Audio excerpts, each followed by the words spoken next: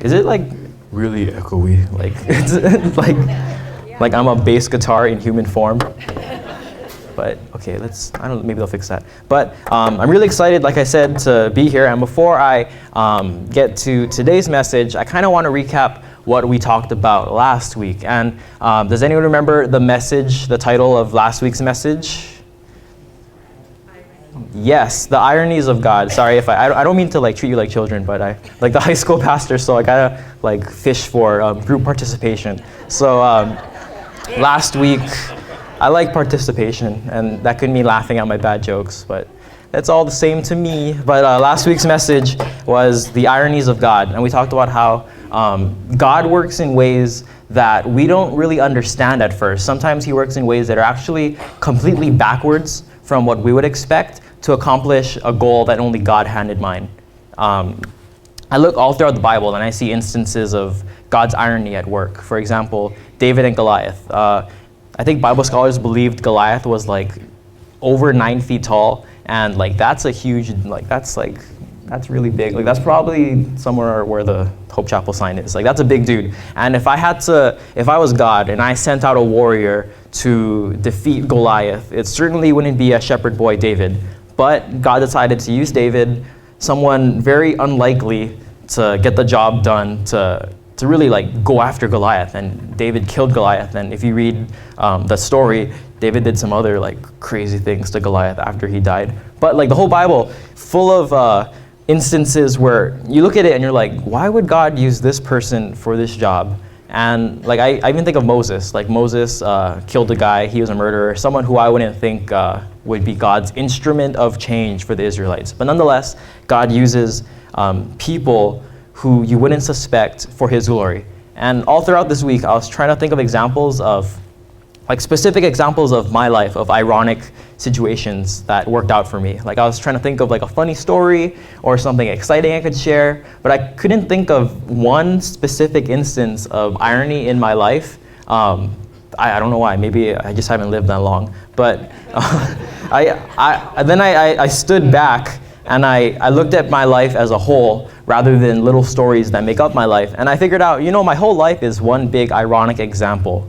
And here's what I mean. So, like I said, I've been on staff for about a year, but I've been preaching to the youth for about five years. Kind of like, it puts things into perspective when I've been a high school pastor longer than people are in high school. But it's pretty cool. So I've been doing this for a while, and I look at myself and I like what's become of me, Like I wanted to be a pastor, and now I'm here, and I'm having a great job. I love my job. I have the best job in the world. I get to talk about Jesus, and it's good. Like I get to go around the world, talk about Jesus. I get to stay here and talk about Jesus. It's great. But if I didn't know what I know, and if I wasn't discipled by Pastor Ralph and the unconventional ways he does things in church, if I didn't know any of that, and a young person came up to me and they said, "Hey, Mike, I want to be a preacher one day. I feel it's God's calling on my life to be a pastor. What are the first steps that I should do?" And if someone came up to me and I didn't know what I know now, I would have probably said, well, you should first graduate high school. That's a good first step for anything in life. And then after that, move to the mainland, go to like a Bible college, do really good in your studies, work really hard, all that kind of stuff, and graduate, get the degree, and after that, like get connected with the church, good luck, and hope for the best. And that's honestly what I would say, because without prior, and that's probably what the majority of the Christian population would say as advice for a young person. So, but I look at my life and I've done the complete opposite of all that, and it's worked out for me because Pastor Ralph, he had a lot of guidance in my life as to what to do. Not that I really cared. Like I wasn't one of those kids that was like, as soon as I graduate high school, I'm out of here. Like I like living at home because it's free and there's food and I always got a parking space. I can't imagine paying for a parking space. Like, probably wouldn't drive. No, I would drive, but it wouldn't be worth it. But like, staying at home is great. And there's like a lot of aspects of my life where I'm glad that I listened to Pastor Ralph. And even though he went to Bible college, he didn't advise me to do the same. Here's what I mean. He told me to do a few things. One of them was, stay home after high school, go to a junior college and get a degree.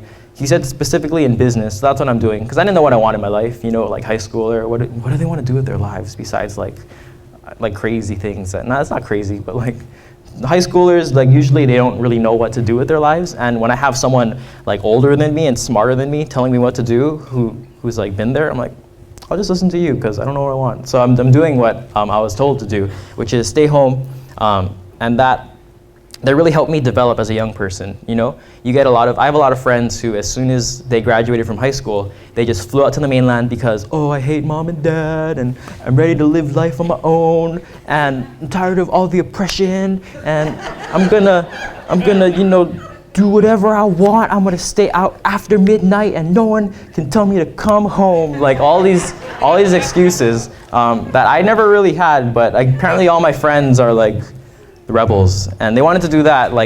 That's the primary reason, not because the schools are great, not because they only could pursue a good degree that a mainland college could offer, just because they wanted to get out of the house. And I look at that and like, that's so dumb. But because in a few years they come back and they're they're broke, they quit school, and they've been through they got in trouble with some wrong people and did some bad things, and they come back and they're all starting from square one. Versus me, I'm not trying to lift myself up, but staying home, it helped me to develop, being still under my parents' household, still being able to stay home, maybe rooted with my friends and my family, and not have to go out and learn on my own, how to be an adult, and all that freedom restrictions, whatever. I had a lot of freedom, I still do, but it helped me develop.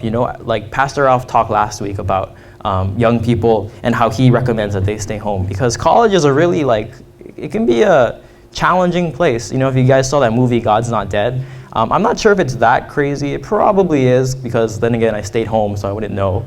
But even in my college classes here at in Hawaii, I every once in a while I get that challenge, that atheistic challenge of is it really God, or is it something else? I'm in a psychology class and we have to study and take notes, and I had to take notes about evolution and things that I don't necessarily believe in 100%, but nonetheless I'm going to be testing on it, so I got to know, even if I don't believe in it, whatever, it's for the grade. But staying at home helped me develop as a young person, and it taught me to think in a different way, where I don't necessarily always believe everything my professors teach me. I think that's a good trait to have, to not believe everything you're told. Even things that I say up here at church, you don't have to believe everything I say. I hope that I'm right, but if I'm not, I'll try not to be wrong. But so staying home helped me develop as a young person. Another thing I did is I chose to work at a restaurant and to get some extra money, because I didn't want to be too much of a burden, even though I eat all the food at home and get laundry for free. I wanted to pay for my school. So I decided to get a job at a restaurant, work really hard, make some money to spend on the side, and make some money to save, make some money to pay for my college, and I've been doing that for a while now. And working at a restaurant, it really helped me develop a good work ethic, because I don't know if a lot of people here have worked at a restaurant, but if you have, I'm so sorry for you, because the people that you encounter are not, how should I put it? They're not the nicest people. They're not the most, they don't have common, I'm trying to think of nice ways, because I don't want to say the mean things. They don't have common sense, they're dumb, but it's kind of it's hard to work with people, and aside from the work ethic, it's taught me to be a better customer. When I eat places, because I'll stack the dishes, I'll wipe my own table even though they should wipe it. I give them the food. I'm take my plate, because I've been there. But even it's taught me to talk to people well, to address people by sir or madam. The whole culture of that restaurant I worked at taught me excellence, and it taught me, these people aren't customers that just give you money. They're guests, and you're a part of their experience here, and you have to enhance their experience as a part of this team. You're not coworkers, you're not employees, you're a team, and you have a mission, and you have a goal in mind. And all of that, being surrounded by that culture, it really developed the way I think and the way that I work. And it's taught me, before, I used to come to church and super messy hair and shorts, and maybe I didn't shower the day before. No, I did. But I having that job experience under my belt changed who I am, and I wouldn't have gotten that if I moved out. Because then again, I wouldn't have developed as a young person. And if you work at a restaurant, you're easily swayed to fall into temptations of young people because they have a lot of money and a lot of time, and bars are open late when you finish work and they're there for you. But I never participated in that because I developed as a young person who isn't easily swayed. Another thing that I did going to business college, I mentioned that a little bit because Pastor Ralph he didn't teach me, he advised me to go to a business college, because it helps you to develop your thinking process, not only in academia, but being surrounded by students. It's helped me a lot because I'm not naturally an outgoing person. The beginning of the lecture is really fine and you're taking notes, and then all of a sudden it gets crazy and I'm just like, oh no. And I look at my fellow classmates and they have the same face as I do, and I'm like, I can work with this. So then after class, I'm like, hey man, did you understand what he was talking about? And they're like, no, I don't get any of this. And I'm like, me too. Do you want to meet sometime at Starbucks and we can try to do the homework together?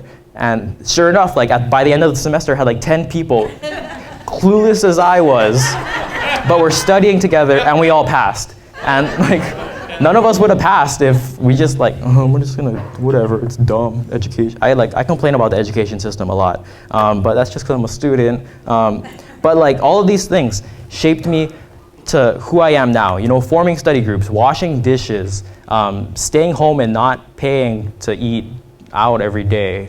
All of those things form me to be up here today before you as a pastor. And honestly, again, back to that example, if a young person came up to me and asked, what should I do to become a pastor? I would have not told them anything that worked for me. In fact, I would have told them the opposite. I would have told them move.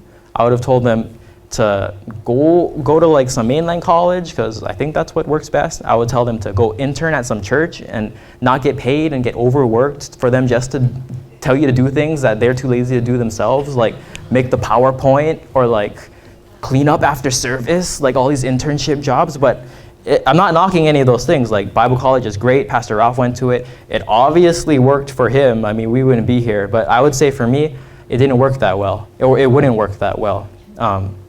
God works in ways that we don't fully understand sometimes. God works in ways that kind of seem backwards, in fact. If I told you everything about my life except I am a student, I did this, I did that, if I said everything except I don't go to church, you wouldn't even know I'm a Christian. But it worked out well for me. And I'm saying in our lives, God can do things that don't seem like they'll really work, but he's building you up for a better outcome. And today, we're going to look at the Israelites going through their grand finale versus the Egyptians. And we're going to see that God is behind them 100%, shaping them for a great victory. Did I pray already? Yeah. Okay, I prayed. I was going to pray again. It's kind of like the pastor intro and outro to pray and to pray again. But I'm just going to get into the text then. We're going to be in Exodus 13, verse 17. And I shaped it in a way where we can really see it easier. All of the points in the notes start with R because I like that repetition. That's another R. But today's message is called The Great Author because we see God working in our lives the same way that an author does. He puts in unexpected turns and we don't really know what's going to happen, but God is still authoring our lives. So we'll start off in verse 17. The first part of your notes, it says roundabout and refuge. Oh, I have it right there to read. Verse 17, it says, when Pharaoh finally let the people go, after all the 10 plagues that we've been reading about, God did not lead them along the main road that runs through Philistine territory, even though that was the shortest route to the promised land. God said, if the people are faced with a battle, they might change their minds and return to Egypt. So if we can stop right there. So God is saying, you're free to go after 400 years of slavery. All you've known your whole life is a life of slavery. All your parents and grandparents, all that they've known is slavery. And now you finally get a chance to go to this promised land that I have for you. But to get there, I'm not going to take you to the shortest route, a straight line. I'm going to have you go through a roundabout, go through a way that's slower, that's longer, that'll take up more time, it'll take up more resources, but you're going to get there, and I'm not taking you the shortest route, and I'm not going to tell you why.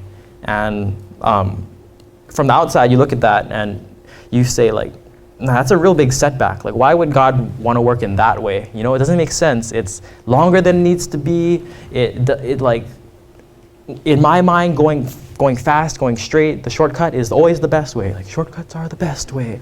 But God is saying, no, like, you need to go around a different way. And I'm not going to really tell you why. The things that we see in life as setbacks are really God's way of setting us up for something better. The Lord, He knows His people, and He knows their limits. So in verse 17, or the last part, when it says, if the people are faced with a battle, they might change their minds and return to Egypt. That's the reason why God sent them on a roundabout way. It's because from where they are to where they need to go, there was a lot of Egyptian military outposts. And for them to cross through those outposts, it could intimidate them, because if Pharaoh decided to change his mind and say like, I don't know about this this God of theirs, and letting them go, I'm gonna bring them back. In fact, maybe I'll even kill some along the way because I'm just a mean guy, which he wanted to do anyway. If you read on in the end of the chapter, we're going to see that. So if Pharaoh changed his mind, he could have sent people to those military outposts to tell them, hey, stop the Egyptians in their tracks, bring them home. I changed my mind. So by God bringing them the other way around, there is no interference. At the end of the chapter, when we see like the final showdown between the Egyptians and the Israelites, they're already far, far away from Egypt. And that wouldn't have happened if they were going straight, because they would have got stopped sooner, and then who knows what would have happened. But God knows the limits of His people. He knows that if they did face a battle at one of those outposts, then they would have just like given up, like, I surrender, back to slavery, and then the whole book of Exodus would have been for naught. But that isn't what happened. And I think in our lives, God knows our limits too. And if I could bring the example back to myself, I know that I wouldn't do well in Bible college. Like, I know my limits. God knows my limits too. And He knows that I wouldn't thrive in that environment. Here's what I mean. So I'm a pastor. That I think by default, that means I'm pretty Christian-y.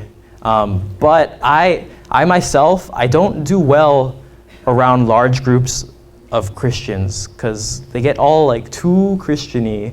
And I know some of you understand what I'm talking about. You know, I talked about that Starbucks culture last time, and how they just want to get together and talk about the Lord, and like, that's great stuff. But then like when it gets too much, like, and then God, da da da da da, and I know some of you understand. Like when Christians get too like fluffy, it bothers me, because like my relationship with Jesus is real like straightforward, and like I love God, He loves me, and we get to do cool things together, and but then people talk about like, man, I spent 30 hours with the Lord, and here's what He said to me, and like, I can't handle that kind of stuff. And maybe that's just me as a person, I can't handle people talking for a long time.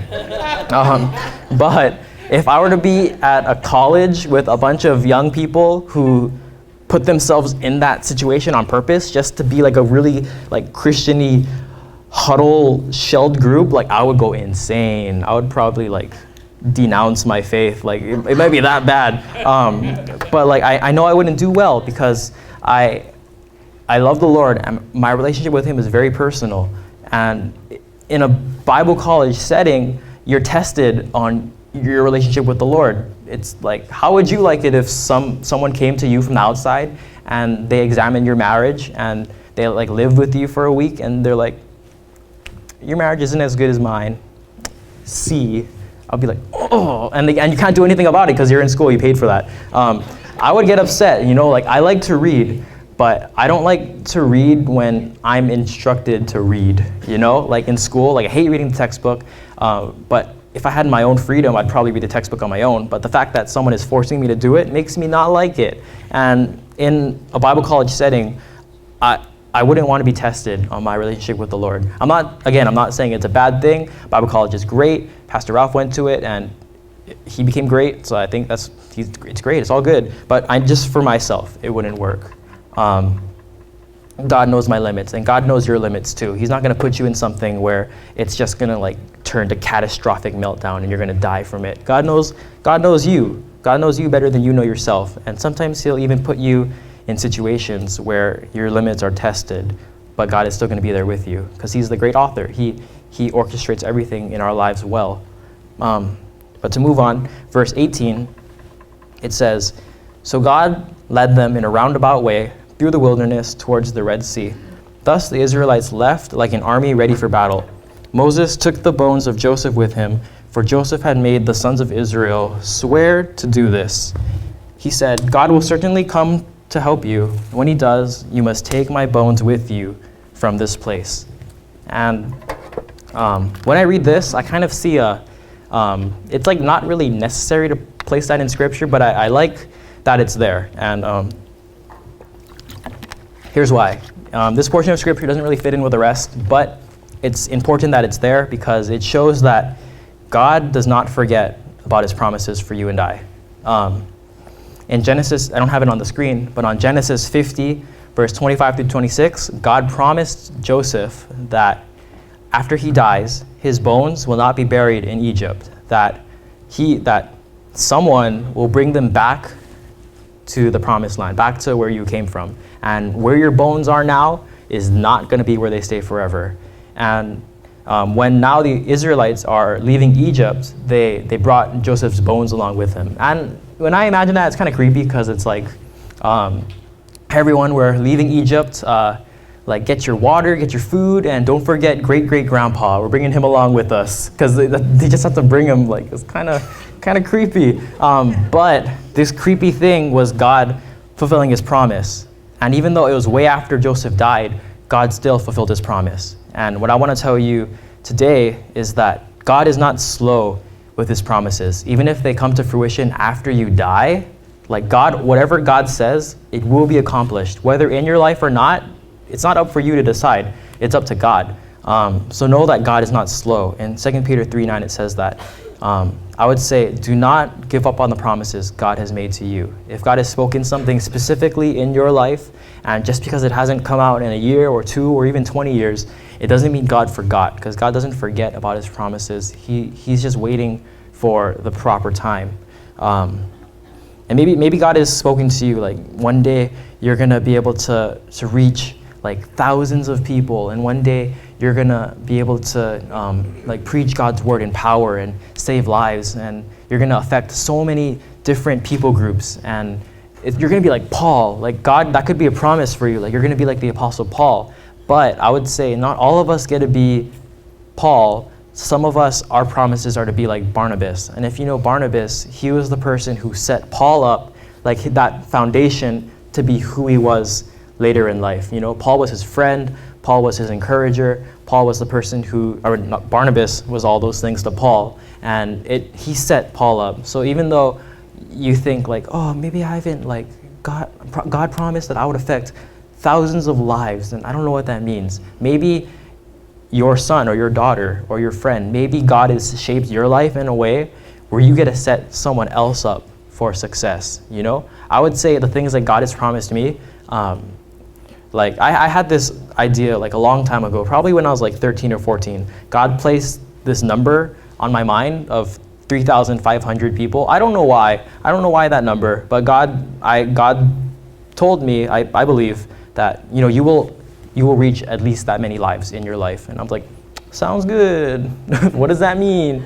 But I would say that, or like, you know, help them come to the Lord. And I've been keeping track, because if God said it, it will happen. And I got like 28 so far. So it's like, I don't know, 28 over 3,500 is what percent? I don't know. But the fact that God has spoken that to me, I think it will happen. And, you know, I think that anyone in this room that has affected my life in a positive way is also part of that promise, because I wouldn't be who I am without the support of this church and without the support of specific people that have touched my life. So when you go to heaven, Paul will have his reward, Barnabas will have his reward, and I think Paul's reward is like X amount, and Barnabas's reward is X plus himself, because Barnabas was the one that set Paul up for all he did, and Paul's reward is part of Barnabas's reward. And I think God works like that. So maybe it won't be specifically you, but God's promise might be for you to reach out to someone and change their lives for the better, and their lives will change the lives of many.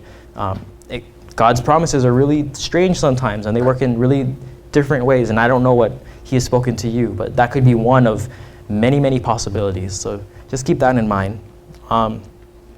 We all know like Paul, we all know like everyone knows Jesus because he's Jesus, but like Moses and all these big names. But there are a lot of lesser names in the Bible that we don't really get a chance to see because they're unnamed or they aren't mentioned that much. Like everyone knows Paul, not as many people know Barnabas.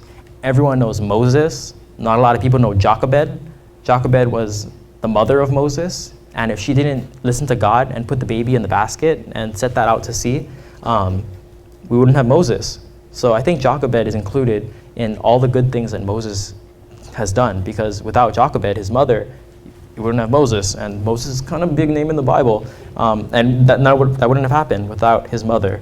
But to move on, verse 20, it says, the Israelites left Succoth and camped at Etham on the edge of the wilderness. Verse 21, it says, and the Lord went ahead of them. And I think that's always something reassuring to hear, that in verse 21 when it says, the Lord went ahead of them.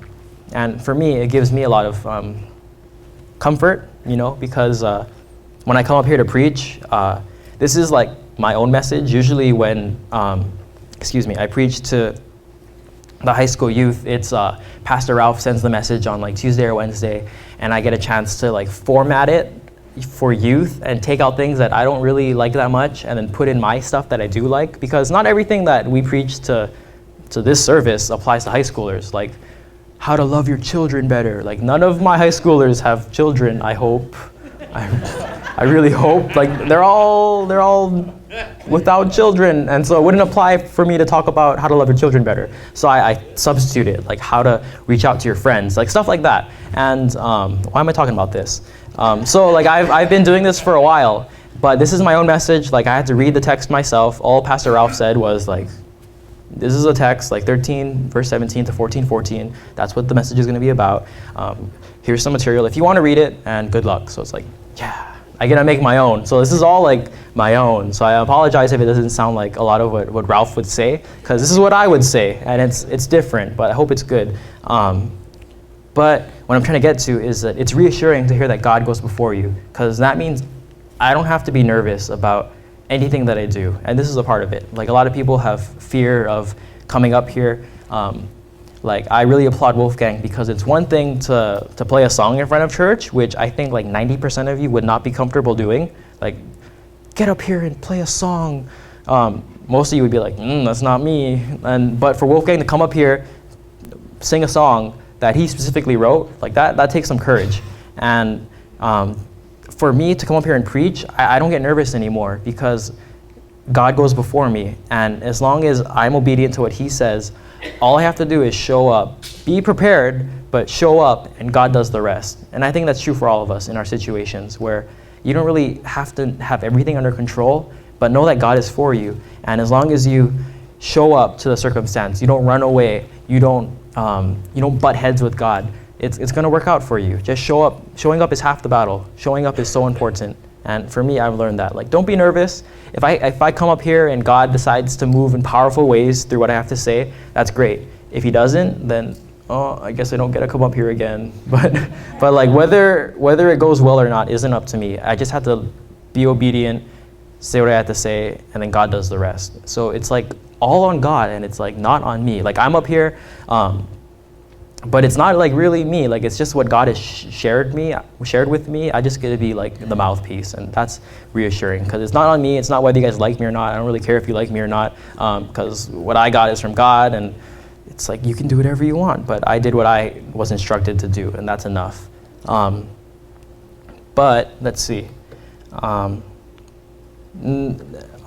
21, it also says, verse 21, he guided them during the day with a pillar of cloud, and he provided light at night with a pillar of fire. This allowed them to travel by day or by night, and the Lord did not remove the pillar of cloud or the pillar of fire from its place in front of the people. So this was God's 24/7 reminder that his presence is with the Israelites, because by day, like, it must have been really cool to see like this giant pillar of fire and this pillar of cloud to guide them. I Google searched it, and it was kind of like just old artwork, but like to actually see that in person, like God's 24/7 reminder that he's in your life, like it must have been like inspiring to them. But then I read in the Bible, and apparently it wasn't, because the Israelites still complain a lot. I read the book of Exodus and the books that follow, and the Israelites are like the most whiny group of people you ever come across. Like I was saying in the 8 o'clock service, that they're really childish, the things they complain about. If you take it out of, rip it out of the Bible straight up and you read it, it's like children nonsense. Like they argue about I'm tired of eating manna. I want some meat. I'm sick of this. I'm sick of that. Moses, why? They're all complaining so much. And why would you complain to Moses? Why would you complain to God if you saw him physically manifest himself 24/7? I would be I'll eat manna the rest of my life, God, because I don't want that pillar of fire to touch me, and you can do whatever you want. But it's still and we can have, the Israelites had this 24/7 reminder of God, and yet they still rebelled, yet they still eventually made that golden calf. They still neglected their promises to God. And sometimes the same can be true of us. We see God work in our lives and we forget about it. We don't have pillar of fire and the cloud and everything, but we know God is there, yet we still sometimes forget about him. I don't have a nice point to finish that up. I'm just going to throw it out there, and if it convicts you, then it convicts you. But let's move on. The next part in the notes, it says rising action. And rising action is the point of the movie where it gets really exciting, because it's the conflict appears, and it's what's gonna happen after this conflict appears. But we read in verse 14, chapter 14, verse 1, it says, "Then the Lord gave these instructions to Moses. Order the Israelites to turn back and camp by," and I always mess this up, Pi Hahiroth, between Migdol and the sea. "Camp there along the shore, across from Baal Zephon. Then Pharaoh will think, the Israelites are confused. They are trapped in the wilderness. And once again, I will harden Pharaoh's heart, and he will chase after you." So God told them to go out in a roundabout way, and then God told them to stop and move around the area. So Pharaoh thinks you're confused, and what are they doing? And then he's going to send people to get you. "I have planned this in order to display my glory through Pharaoh and his whole army. After this, the Egyptians will know that I am the Lord." So the Israelites camped there as they were told. So they had to move around and stay put. When I read this in the Bible, and when I watch that movie, The Prince of Egypt, I think Pastor Ralph showed clips of it during some weeks. For the youth, I made them watch the whole movie or a few Sundays, and it was really good, because as a kid I watched that movie, and it gave me a good framework as I read the book of Exodus to think hey, that's what happened during the movie and stuff like that. So I made the youth watch it, and when I read this portion of scripture where it's the Israelites are confused and then Pharaoh's gonna get them, I'm yeah, this is gonna be the good part, because in later on, I think next week, or the next sermon in Exodus is gonna be about God saving the Israelites, and the big fire tornado and the big splitting of the ocean. And I really wanted to preach about the big fire tornado, because that would have been cool, because in the Prince of Egypt you see God send this humongous fire tornado, and it's awesome, but I don't get a chance to do that. I just reference it now. But that's gonna happen, and I know all this is gonna happen, so I'm getting really excited. But hindsight is 2020, and I can read the Bible after way after the things happened in it. But for the Israelites, I bet they're just shaking in their boots, because they don't know if they're going to make it. Can you imagine walking on foot for a really, really long time, and all of a sudden you hear the earth shaking, and you hear the chariots approach? If I was them, I would have been oh, it's game over. Pack it up, boys, we're out of here. But for them, yeah, it was terrifying. But for us, reading the Bible, we're yeah, it's going to get really good. It's the rising action. And I think God works a lot like that too, where what you're going through can be absolutely terrifying. What you're going through can be devastating, and you can just be God, what's happening? Why is my life in shambles? But if God could come down and talk to you in person, he would be super excited. I'm going through such bad things, and God comes all happy. He's this is gonna be so good, because I know how it ends. And I think throughout our whole life, God is like that. And I think we get irritated if we saw God in person, because he'd just be always excited about what's to come, because your setback is God's setup, and you'd be why is it happening? But God is I know it's going to end well for you. Like I said, hindsight is 20/20, and God knows it's going to end well for them, but they don't know. And that could be the same for us. We don't know how it's going to end, but God knows it's going to end well if we just follow the plan. And we'll see that that's what they did. But moving on, in verse 5 of chapter 14, it says, "When word reached the king of Egypt that the Israelites had fled, Pharaoh and his officials changed their mind. 'What have we done, letting all those Israelite slaves get away?' they asked." And in another translation, it says, "Why have we let those slaves go?" And if I could step into the Bible and talk to Pharaoh, I would probably tell him I have 10 good reasons why you should have let the Israelites go. Namely, each of the plagues. If you forgot about that, you're kind of dumb. But for Pharaoh, he did the right thing in letting them go, and now he's changing his mind. And like I mentioned before, sometimes we can see great acts of God, but still change our mind. And that just shows us how humans, we change our minds on whims, and Pharaoh is no different. How he should have just let him go, because if I was Pharaoh and I saw all of these crazy things happening, I would have just been okay, your God is great, and I'm out. If I was Pharaoh, I probably would have became a Christian after that. But I guess even all that stuff wasn't enough. And I don't know what Pharaoh's thought process was, but maybe he thought God was out of ammunition, and it's after all those 10 plagues, God can't do anything else, so I'm just gonna go over there and get them while they're weak. But I don't know what he's thinking, but he thinks that he can challenge God once more. So that's what he's gonna do. And like I said, that can be us sometimes, where we're quick to forget God's work in our lives. Verse 6, so it says, "So Pharaoh harnessed his chariots and called up his troops. He took with him 600 of Egypt's best chariots, along with the rest of the chariots of Egypt, each with its commander." And then the last part in the notes that I have, it's called rescue. And this is where the good part happens, or the beginning of the good part, because we'll see it later on. In verse 8, it says, "The Lord hardened the heart of Pharaoh, the king of Egypt, so he chased after the people of Israel, who had left with fist raised in defiance. The Egyptians chased after them with the forces of Pharaoh's army, all of his horses and chariots, his charioteers, and his troops. The Egyptians caught up with the people of Israel as they were camped beside the shore near Pi-hahiroth, across from Baal-zephon. As Pharaoh approached, the people of Israel looked up and panicked when they saw the Egyptians overtaking them." And if I were in their shoes, I would have panicked as well. Because imagine, you don't really know what's going on. There's a lot of Israelites, so not all of them had direct, they could talk to Moses, because Moses is one dude, and they had tons of Israelites. And so when Moses is directing everyone to move around in weird patterns and to stop near the sea, and then you got the sea before you, and you have the Egyptians behind you and all the chariots, and you're just oh, what's going on? This is so game over for us. We're gonna die. They were probably freaking out. They had great reason to fear in their lives. And again, the same could be true of our lives. You could have great reason to fear. Maybe your circumstance is dire. You're going through a really hard time with something. I don't know what everyone goes through, but I know that we're all going through something.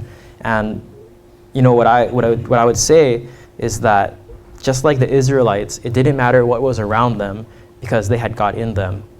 And the same thing is true for our lives. When God is in you, when you have the Holy Spirit working in your life, and when you have God's power displayed, it doesn't matter what hardship you go through, because God, he keeps you safe in the midst of the storm.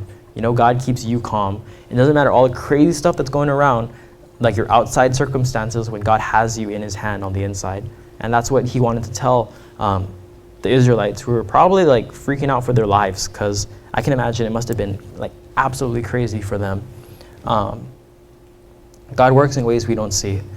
But continuing on in verse 10, again, it says, "As Pharaoh approached, the people of Israel looked up and panicked when they saw the Egyptians overtaking them. They cried out to the Lord, and they said to Moses, 'Why did you bring us out here to die in the wilderness? Weren't there enough graves for us in Egypt? What have you done to us? Why did you make us leave Egypt? Didn't we tell you this would happen while we were still living in Egypt? We said, leave us alone. Let us be slaves to the Egyptians. It's better to be a slave in Egypt than a corpse in the wilderness.'" And this is the first of many childish complaints that the Israelites give, and like I said before, God knows my limits, and I'm really glad that I wasn't Moses, because if the people came to me with these like complaints, I would have been like, then you go back to Egypt, I don't care. Like, and then God would have been like, no, bring them back, and I'll be like, no, they're sassy. But like, I wouldn't be able to handle that. Complaining, but it's a good thing I'm not Moses, and it's a good thing God chose Moses and not me, because the Bible would have been written really different if I was in charge of them. But like, they're all complaining, like, you should have left us in Egypt, and we should have died there. Like, there's graves for us there. We're not gonna have graves here. Like, that's not even their biggest concern. But it's important to note that the Israelites were only a few days out of Egypt, and they already wanted to go back for more, you know? And that speaks a lot to the human nature, where humans, like, we're kind of destructive by nature, you know? Like, we're logical beings. I learned that in psychology this week, but we're also destructive, you know? Humans make choices that don't benefit them a lot, you know? We make selfish choices that even hurt other people, and we make choices that hurt ourselves, just like the Israelites for this example. They wanted to go back to a comfortable life in slavery rather than embrace God's new and exciting plan for them, even though it's a little bit scary. And I think that can be us sometimes, where we're so used to our baggage, and we're so used to like what's going on in our lives, even though it's like unhealthy, that we'd rather just like have our own junk, you know, like, it's my junk and I'm comfortable with it. It's not good for me, but it's safe with me. You know, like dealing with high schoolers, you hear about like abusive relationships and how like young people, they go back to the one that hurt them, or like young people, they do things that they know is wrong, but they do it because everyone else is doing it. And you know, it doesn't change that much in adult life either, you know? We still go back to things that hurt us. We still do things that are not healthy for us. It just gets like bigger, and we get like more toys to play with in adulthood. But I think like that's the human nature. And again, I don't have anything nice to say about it, but it's important to note that, you know, you can always turn back to God instead of turning back to the thing that hurts you. The Israelites, they have a chance now to go back to Egypt and be slaves, or they have a chance to, you know, embrace this new life that God offers them, even though it is scary at the time. But moving on, in verse 13, it says, so they're all freaking out, and then it's Moses' turn to talk to them. And if I was Moses, like in charge of all these people, like I would have been like nervous too, because like you're in charge of these people, and if something happens to them, it's on you, and they're gonna hate you. And like as a youth pastor, I can get that a lot, because if I take the kids out somewhere and like something happens to one of them, it's like, oh no, like, number one, are you safe? But number two, am I gonna get fired? Like, this is gonna be crazy. So like he's in charge. But in verse 13, Moses says to the people, don't be afraid, just stand still and watch. Watch the Lord rescue today. The Egyptians you see today will never be seen again. The Lord himself will fight for you, just stay calm. And that's like a really, really bold statement for Moses to make, because God has spoken to him about the events that were to come. And you know, in the next verse, I don't have it because it's not part of the message today. It's talks about God giving the instructions to Moses on what to do to like part the Red Sea and all that kind of stuff. So God spoke to Moses, and Moses was assured that even though all of this stuff is happening around him, like God's plan is still going to work for us, and like God's going to do crazy, amazing things. Notably, that big fire tornado. Like, I wish I could have seen that in real life. Like bucket list, see fire tornado. But like God was going to work in powerful ways. And Moses, he had to tell the people, just stand still and watch. Watch God rescue you. The Egyptians, your problem that you see today, it'll never be seen again. And I like the way that God did it, you know, the problems that they had, the chariots behind them and the Red Sea before them. It's like God would use the Red Sea to destroy the Egyptians.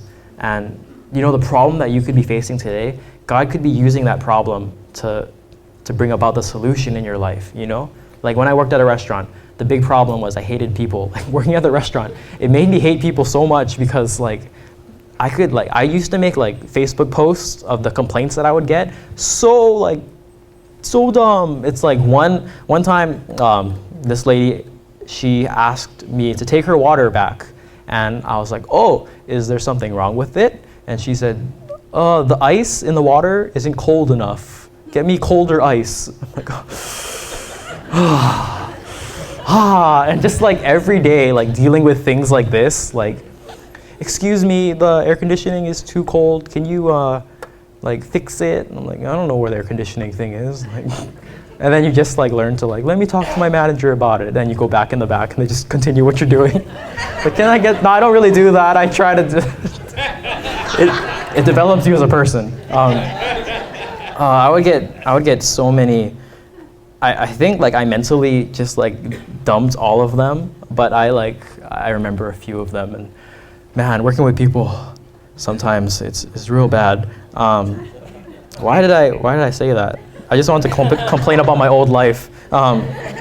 But it's like the things you go through, like that problem. Okay, that's what I meant. The problem of dealing with like people like that, it helped to shape who I am now. And now in a church setting where it doesn't change, people ask dumb questions wherever you go. Like whoever told you there's no such thing as a dumb question, they're wrong. They're so wrong. There are dumb questions everywhere. But that helped, that like learning to deal with that helped shape who I am today. Because if I didn't know how to handle that, and then someone in this church like asked me a question, like what could be a question that would infuriate me now? Okay, if someone said like, can my son join the youth group? How old is he? 40. Like that. I mean, I could imagine something like that, but if I didn't have like the training that I did, I probably would have looked at the mother like, for real? Like, really? But because like I've learned to handle those kinds of situations, that problem became my solution. And for some of us, some of your problems can be your solution, because you can learn something from every experience that you go through, and it can either build you up or it can make you like super salty and bitter. What's it gonna do? Are you gonna let your situation like what we talked about a long time ago, will it let you become a victor or a victim? Because there's always a choice, and I would say there's always something we can learn, even from the really frustrating or the really tough times. God wants you to learn something good from it. Man, I've dealt with so many of those questions. So like now nothing surprises me. Like no question will surprise me anymore, because I've heard worse than that. It's, yeah, I don't want to talk about it more. But when I read this and God telling them to stay calm, I think about the flight or fight syndrome. You know, if you've ever heard of that, it's when a situation arises in your life that is surprising or shocking or whatever it may be, you have two responses. You can either fight it or you can like flight or run away from it. So for example, I have a friend, he's in the military, and because you're in the military, he's been in there a while, and I guess you see some stuff in the military when you've been in there long enough. My friend was taking a nap on the couch. We were just like hanging out at someone's house, and it was time for us to go. So my friends were like, oh, we gotta wake up so-and-so. And I was like, I don't wanna wake him up, because what if he like punches me if I wake him up? So like I had one of my other friends wake him up, and I guess he didn't have that same thought process as I did. So like he went up to the guy and was like, gotta wake up. And then like, as soon as he hit him, like rage monster came out, and like he was like ready to punch things, and it was crazy. I was like, oh gosh, like you're gonna punch him in the face and you don't even know about it. So I guess if you ever have to wake people up and they've seen some stuff, do it gently or do it with like a 10-foot stick or something, because there's like that reaction of fighting. Or if it was me, someone waking me up, my reaction would just be I would wake up and like roll away, like on instinct, because I don't want to deal with this. I would run away. That's the flight syndrome. But with God, in this situation, he offers a third alternative. So there's fight, there's flight, and then the third option is fear not. He says, like, don't be afraid, stay calm, watch as I do everything for you. All you need to do is like enjoy the show, like stay calm. That third option, I think, is the option that God wants us to partake in mostly, you know? He could tell you that, you know, it's time for you to fight this issue. Like there's a time and place for that, to oppose things that aren't right. on the other side, there's things that are in our lives we have to run away from that aren't good for us, that we need to, like, I can't have any more of this, so for my betterment, I am going to leave the situation. God will ask you to do that kind of stuff too. But I think most of the times, the response that God wants from us is to hold our ground, you know? When life gets hard, when your work situation is tough and you deal with people that are like, you know, like those kind of people, God wants you to stay put and learn from that situation, not to run away. When you get offended, like leave, like I'm gonna leave the church because Mike said a joke and I didn't appreciate it. Like I'm gonna leave, I'm out of here. Like no, like stay your ground, learn from it. You know, like in every situation, I think for the most part, God wants us to like tough it out and to learn to have like stronger skin and not just be so easily offended, not to be so easily swayed, but just to stay put, because God will work in our lives and we just need to be responsive to it. We need to wait for God's instruction. Instead of running away to the next situation and then facing another problem there and then running away again and again and again, because that's just never ending. God wants you to face your problems where you are and stop running away from it. And sometimes, like, it's ironic, like last week, the ironies of God, the participation that God wants from us is really us doing nothing. And like, that's another ironic situation where God just wants us to stay still, just watch as I do everything for you. Am I running out of time? Not really. I want to share a story with you, and hopefully it'll drive my point home of staying put and not just listening to instructions, staying put, and trusting that God has got your back. So this year, well, it just started. A few weeks ago, at the beginning of the year, I decided to take 3 of my friends skydiving because I've done it myself. And just like a note, if you ever like go skydiving, you'll have like tons of stories when you preach. Like if you ever like get up here to talk one day, even if it's for like the offering prayer, like anything, like you'll have a story because of skydiving. You know, like you'll always be the life of a party. If anything gets awkward, like you can be like at a social event and it all gets quiet, and you can be like, I went skydiving once. And like, what? And then like instant like social butterfly because you have that one story.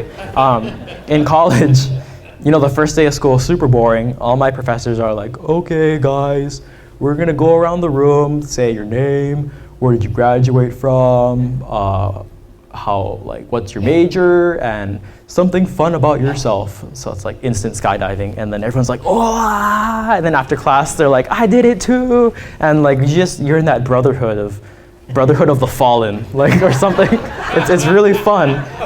So like side note, if you haven't done it, do it, because you pay like $100-something, you have stories for the rest of your life. So I'm gonna end with that story. So I took my friends. I didn't actually jump this time because I just wanted to like take them, and it's super expensive, but always worth it the first time. But second time, maybe later. So I took my friends. They had a great time. It was a perfect day. Like not a cloud in the sky, really sunny. It's one of those like Hawaiian winter days where it's like really cold, but it's super sunny. And that's like the best weather ever. And like, it's perfect for skydiving. So we go to the North Shore, I drive them all, and like one is super excited, another one is like kind of hesitant, but I kind of peer pressured him to do it.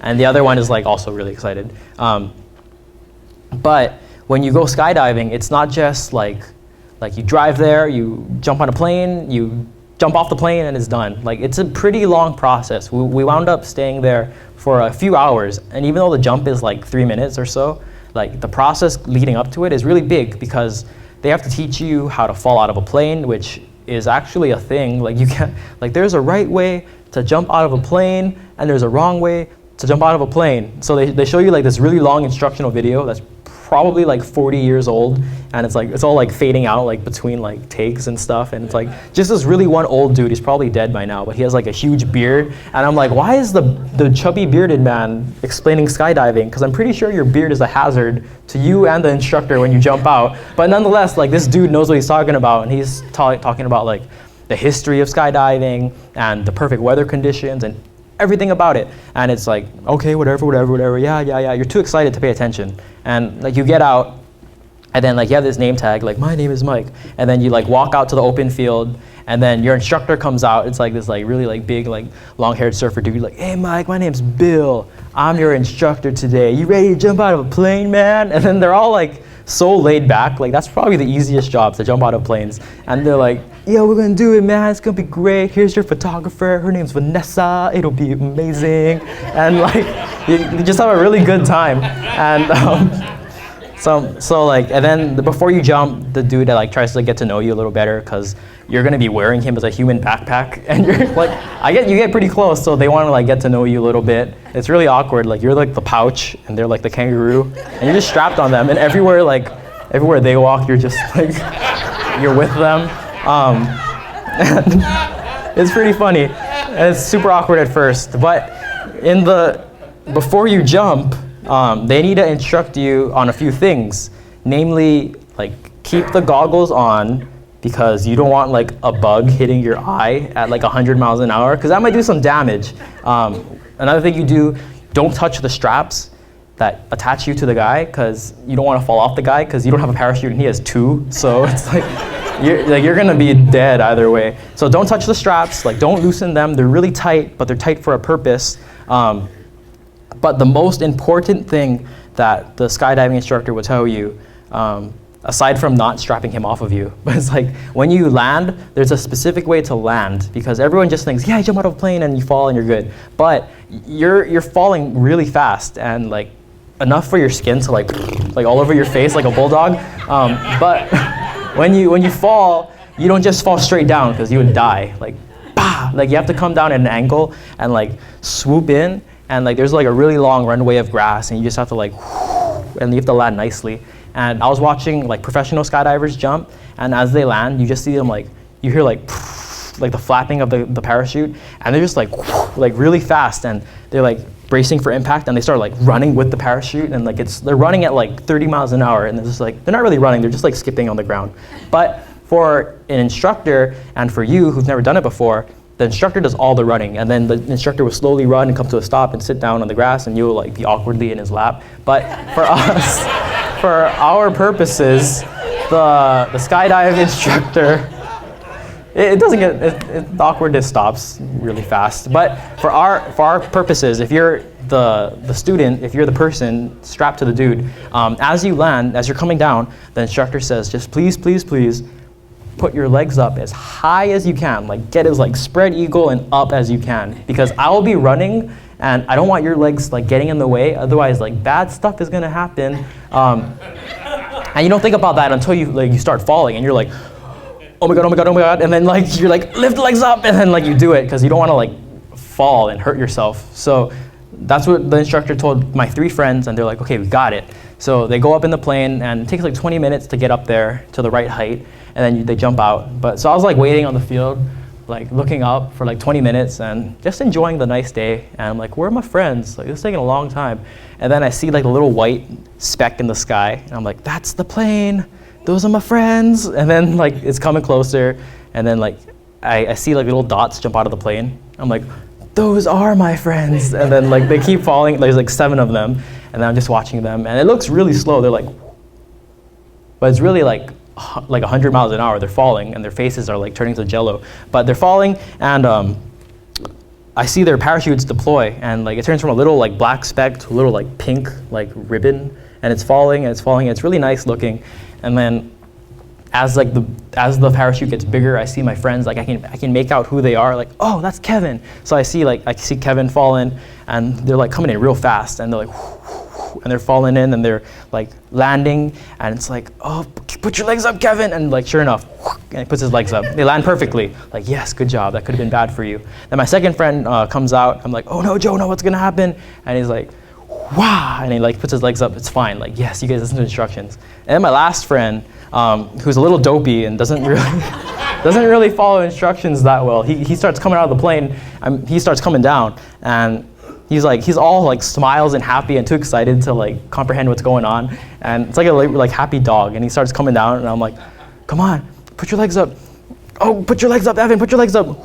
And then he's like, and he like puts his knees down, and his like legs are backwards, and I'm like, oh no, this is not gonna end well. So like I see him like coming down, and like his knees hit the grass, like, and then like everyone, like the instructor falls over him. It's like, bam, and he's on the ground, and I'm like, oh, you're an idiot. And then like he gets up, he's like all smiles, like, that was great, man. My knees kind of hurt, but it was good job. And the instructor's like holding back his anger. He's like, good job, you dummy. It's like, you did great. And then like my friend comes and I'm like, why didn't you put your legs up? He's like, I forgot. And then he's like, oh, my knees are kind of sore, and like my like general bottom area is kind of sore too. And I'm like, oh, why? He's like, I kind of loosened the straps a little bit before we jumped. I know I'm not supposed to, but I'm like, why? Like that, and that gives you like the ultimate wedgie. It's not like harmful, like, but it's really sore. It'd be like if you put a belt on,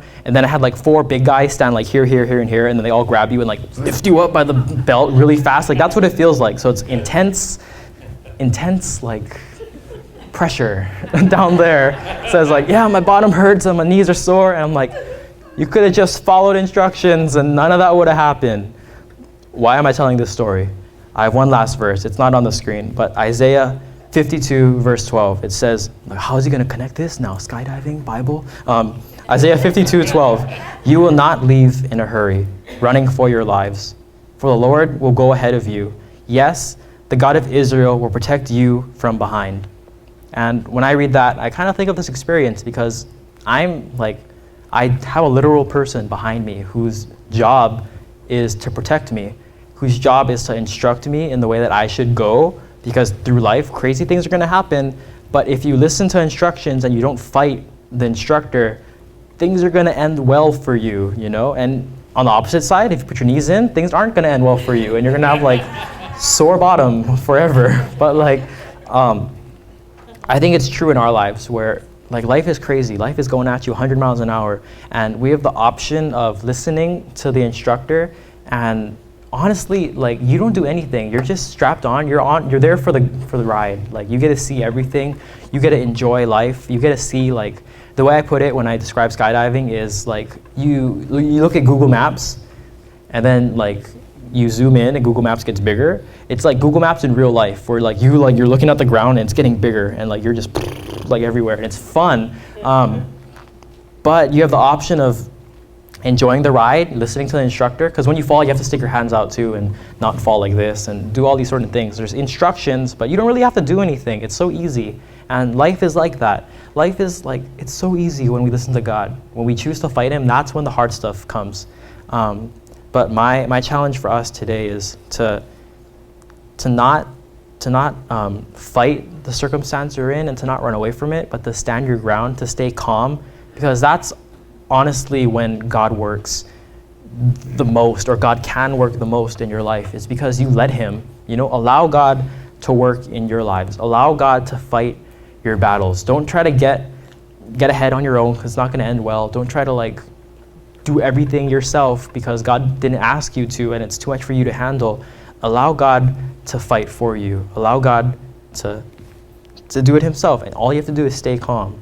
God, again, is the great author of this story called life, and he wants it to end well for us. But imagine like if you wrote a book and the characters defied you as the author, like they're not going to end well. You probably like write them dead, because like little Jimmy's not listening to me in the book, dead. But God's not like that. He's a great author, and he's ending our story in a way that it puts God on display in all of his glory, and we get to see God work powerfully in our lives. Is that good? Yeah. Cool, I'm done.